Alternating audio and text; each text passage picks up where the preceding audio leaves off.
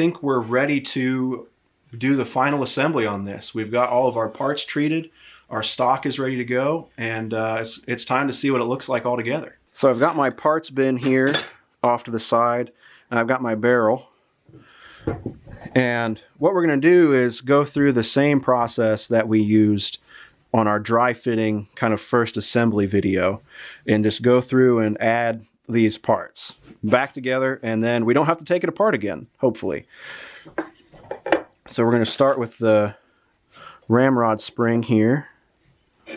Make sure that I'm putting it in the right way. The front lock bolt goes through the loop that is formed in this Ramrod spring. I looked back at the instructions, and it does in fact say to do that. I just totally missed it. I'm going to set my barrel tang next. Well, probably should do the lock, I guess.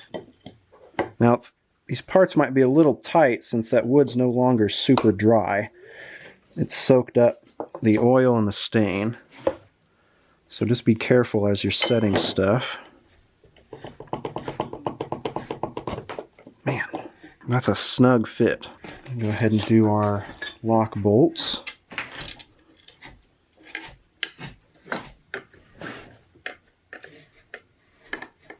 Okay, so with that in, I think we have enough space to put in our barrel tang. Now that we have this bolt here in place. And because that tang goes over that center lock bolt there, it helps to push your tang kind of forward here a little bit and then push it back. That makes it easier to get over that lock bolt that goes through there. Put in our triggers. Oh, okay, I'm holding the trigger assembly in my hand to put in this tang screw, tang bolt.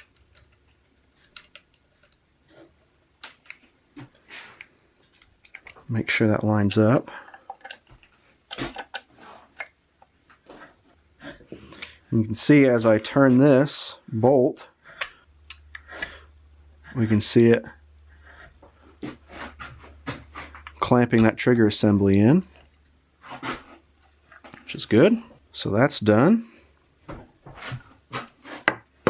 Go ahead and set our barrel next.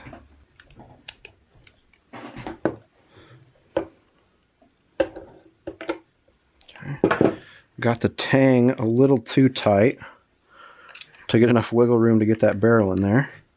I'll loosen its bolt some.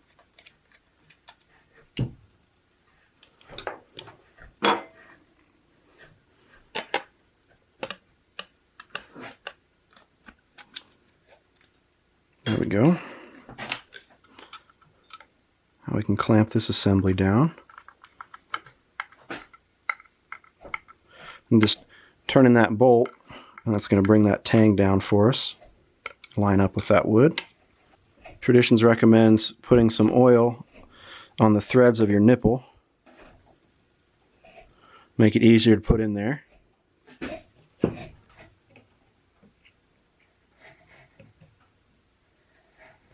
And as I'm putting this barrel in again, you want to make sure that your drum and your nipple are lining up with your hammer. So if your barrel isn't fully set or isn't in the right spot, you're going to notice that hammer catching on your nipple, and you don't want that. You want it to come right on and be centered, and to not have any hitches in that process. To help further secure our barrel, I'm going to go ahead and put in our little wedge plates in our wedge. Something I didn't think about until just now is we really need to antique or black these brass screws so they don't stand out. So I'm going to take care of that real quick. Just hit them with some of our brass black and make sure they match up. I never even thought about those screws. So I had marked my wedge plates so I knew which side they were after kind of fitting them. So this one is the right side, and this arrow is supposed to be pointing up. So we know it goes on this side of the gun, and that arrow points up. So we're just gonna... And that wood really changes with all that oil and stain. Oh, yeah. So now it kind of feels like stuff doesn't quite fit. It ain't used to fit? So if a part like this isn't fitting back into the wood, what you can do is just take the wood handle the butt of a handle and just kind of tap it like this. And that'll safely help you seat that part into the inlet. You don't want to start wailing on anything, that's for sure. So that gives you kind of a non-marring surface that you can work with. Just a tiny screw in there. It's a nice touch if you can on these screws to kind of make them go in line with each other. So I'm just going to back that one up a little bit and line that one up, and we can move on to the other side. Check my little arrows. That's up. Okay. This is like a mountain man's Lego set. With those in, we can put in our barrel wedge. Secure that barrel. Nose cap I probably should have put on. Yep. Gotta take the barrel out again. So we're getting really good at taking out this barrel now. For the 5th time, I reckon, by the time you finish your Traditions kit, you should really know your gun. Now, if you didn't care too much about your barrel, you could have probably slid your nose cap on there. Because my barrel's blued, forcing this nose cap on there would have scratched up the barrel. We don't want that. I think these are our nose cap screws. Let's just put the rest of the hardware on and then put the barrel in. How does that sound? That sounds smart to me. Put that barrel in last. Let's take a look at our butt plate. It's just got 2 screws that go in here. We have these pretty long screws.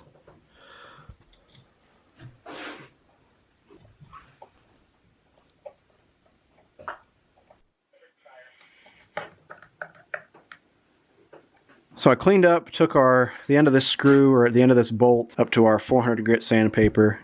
Just got rid of the machine marks and then hit it with some of our Brownell's Oxbow blue. So now it's going to match with the barrel, with the tang, and the other iron hardware that we have here. Our professional gunsmithing correspondent has told me that you can, if you really want your screws to look real nice, you can chuck them up in a lathe or in your drill press or just a power drill and hit the ends with real fine sandpaper, and that'll give you a really nice finish on them real quick, and that'll save you from trying to hold a tiny screw with your sandpaper.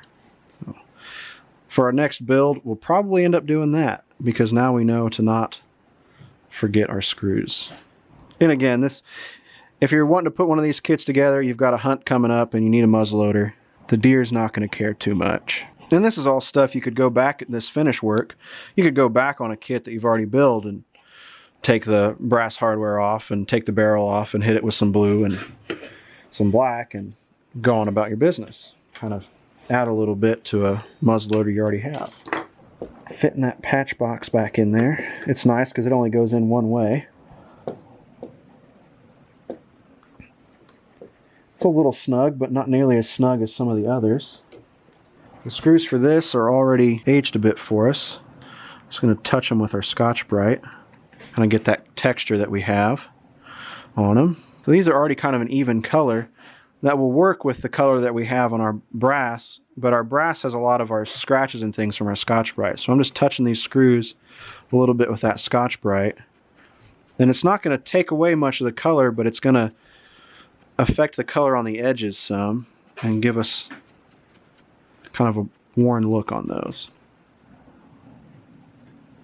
A really basic worn look.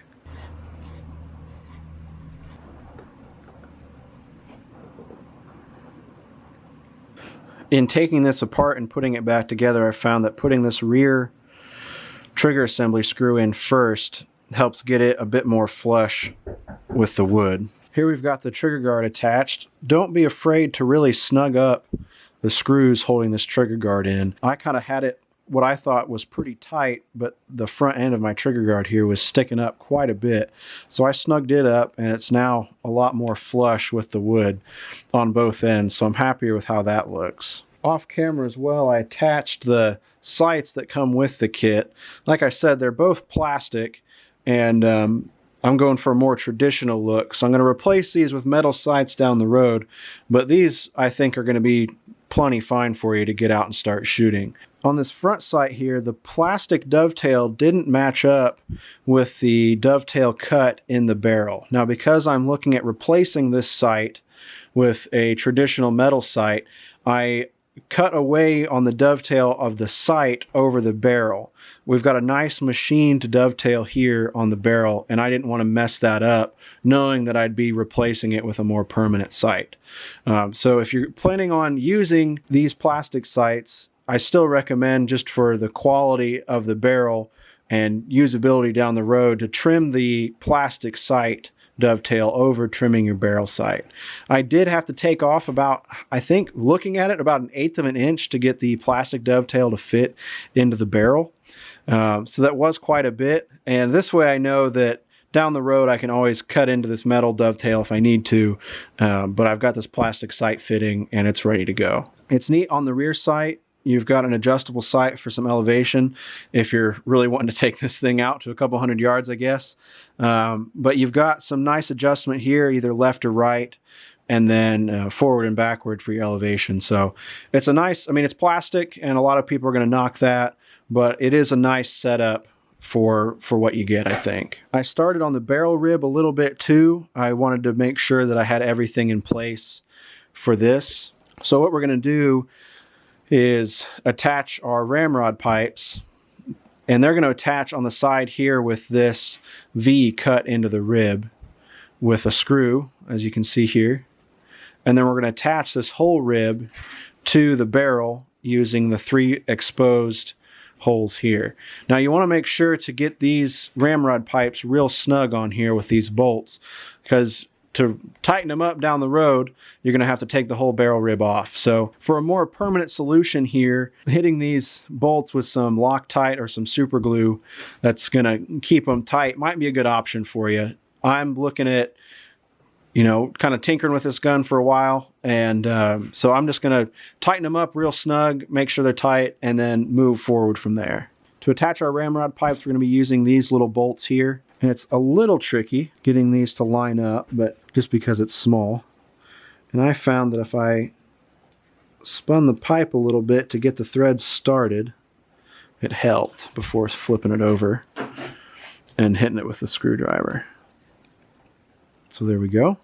And here you can see why we blued the barrel and the rib at the same time. We were able to easily remember the process used on one piece and replicated it on the other one.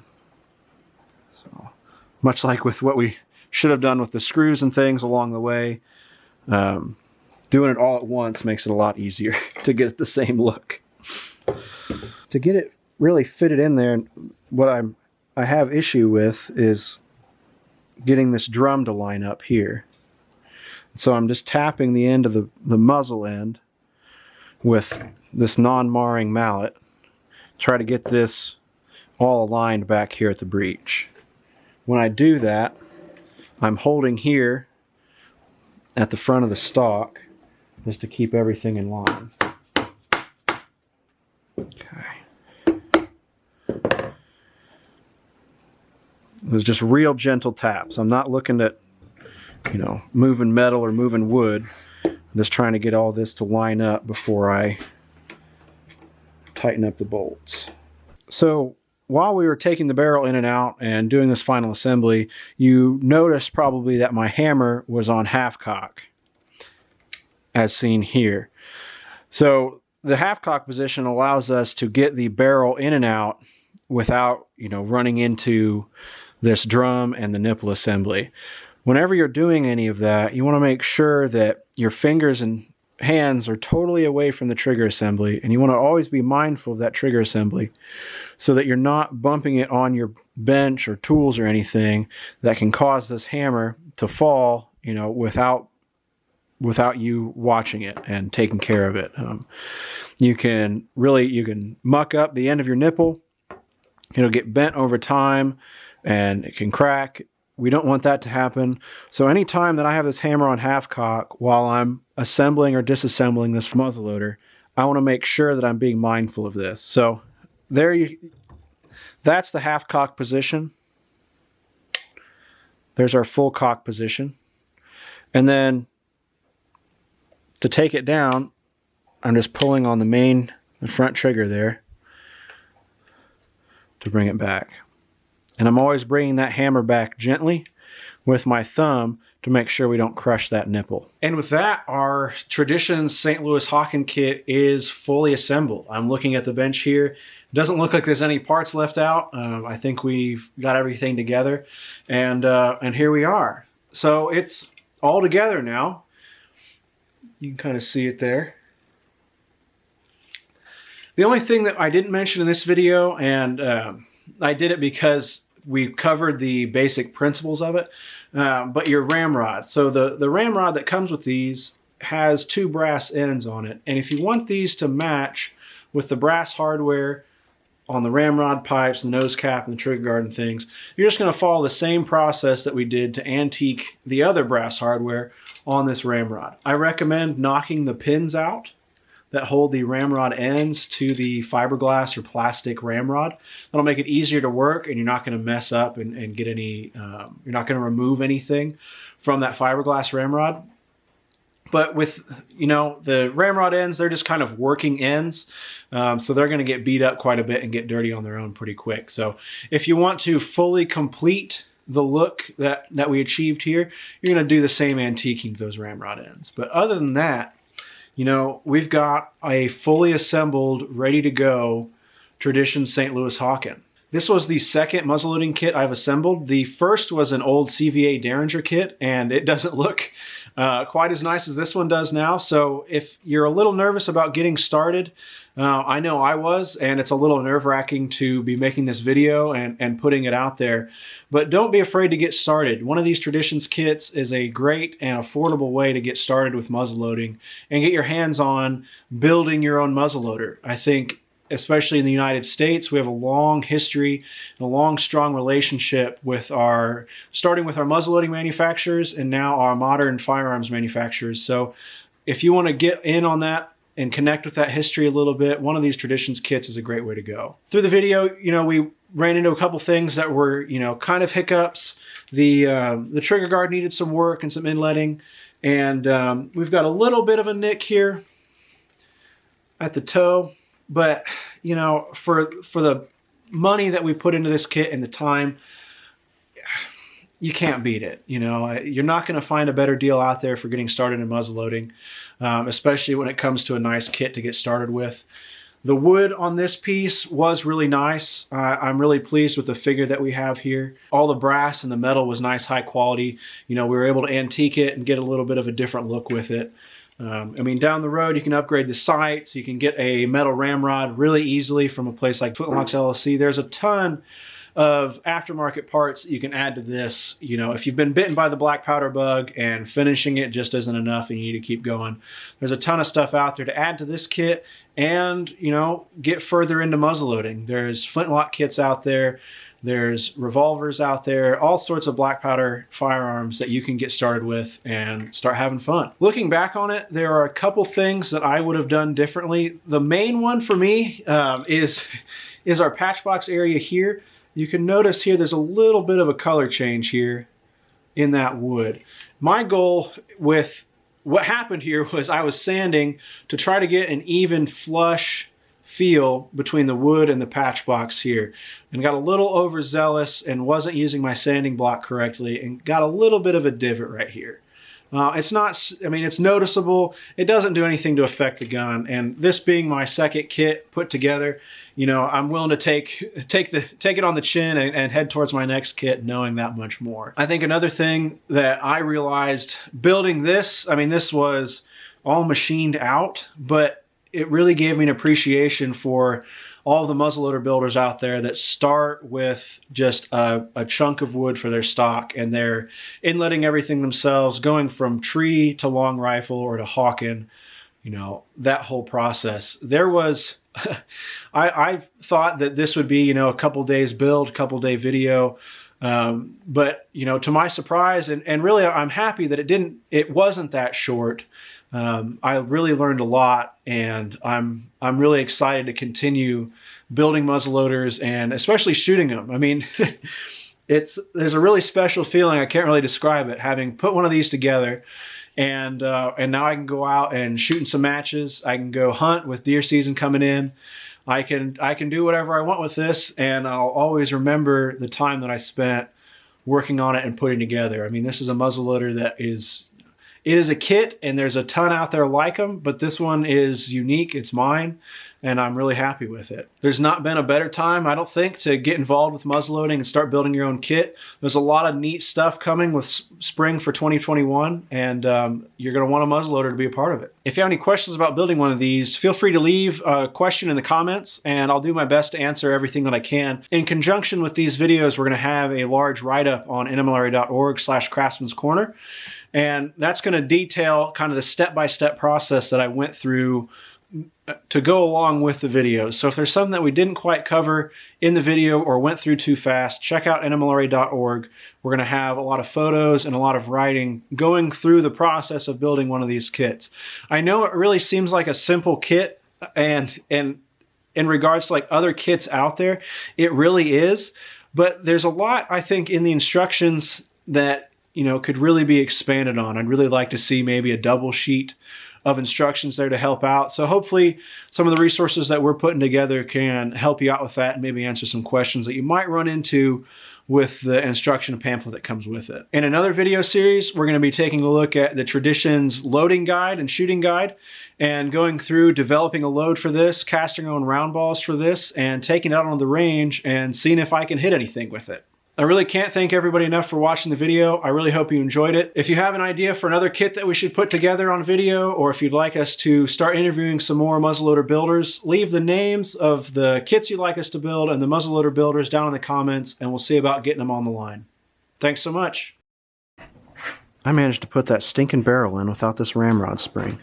Okay, now I'm back to where I was half an hour ago. Gun building, an American pastime. But I do know how to put the barrel in and out. I can say now that if by the end of this building this kit that you don't know how to put the barrel in, you have problems.